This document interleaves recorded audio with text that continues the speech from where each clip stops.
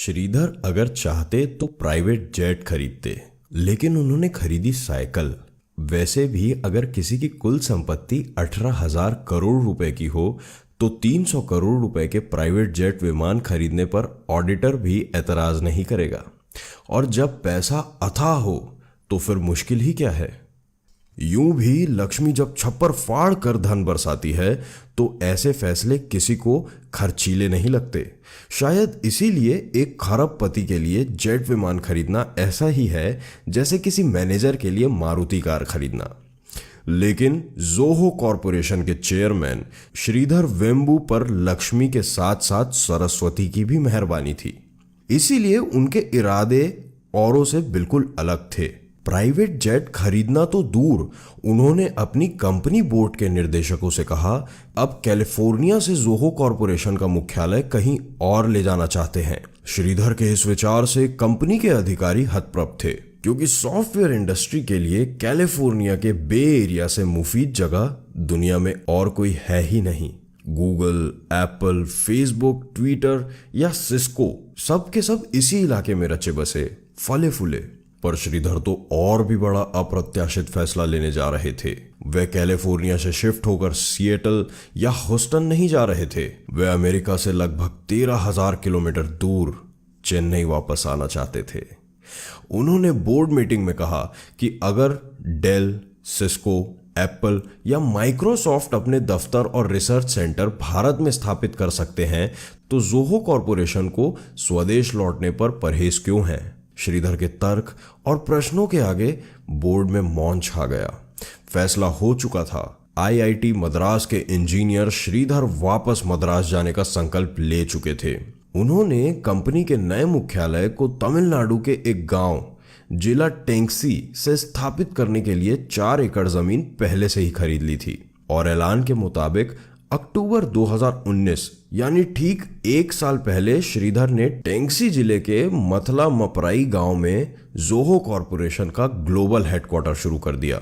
यही नहीं, $2.5 बिलियन के जोहो कॉरपोरेशन ने पिछले ही वर्ष सॉफ्टवेयर कारोबार में 3,410 करोड़ रुपए का रिकॉर्ड राजस्व प्राप्त करके टेक जगत में बहुतों को चौंका दिया था।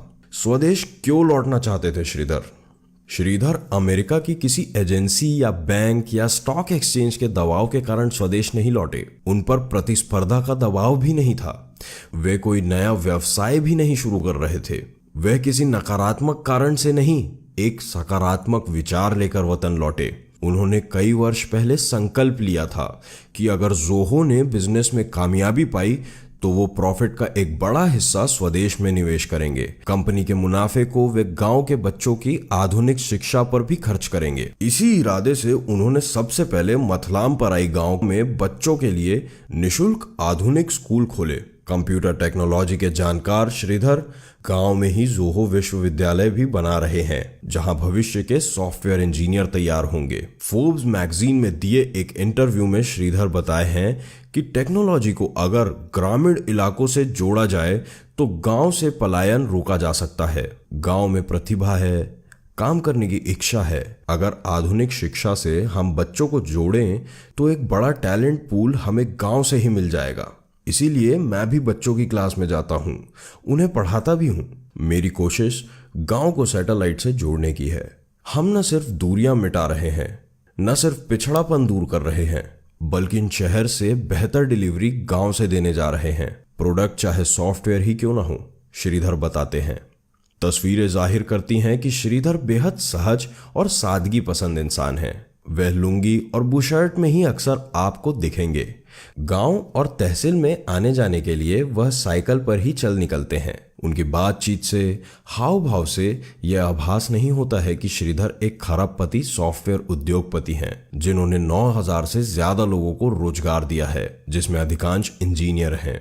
उनकी कंपनी के ऑपरेशन अमेरिका से लेकर जापान और सिंगापुर तक फैले हैं, जहां 9,300 टेक कर्मियों को रोजगार मिला है। श्रीधर का कहना है कि आने वाले वर्षों में वे करीब 8,000 टेक रोजगार भारत के गांवों में उपलब्ध करवाएंगे और ग्लोबल सर्विस को देश के नॉन अर्बन इलाकों में शिफ्ट करेंगे। शिक्षा के साथ गांवों में आधुनिक अस्पताल, सीवर सिस्टम, पेयजल, सिंचाई, बाजार और स्किल सेंटर स्थापित कर रहे हैं।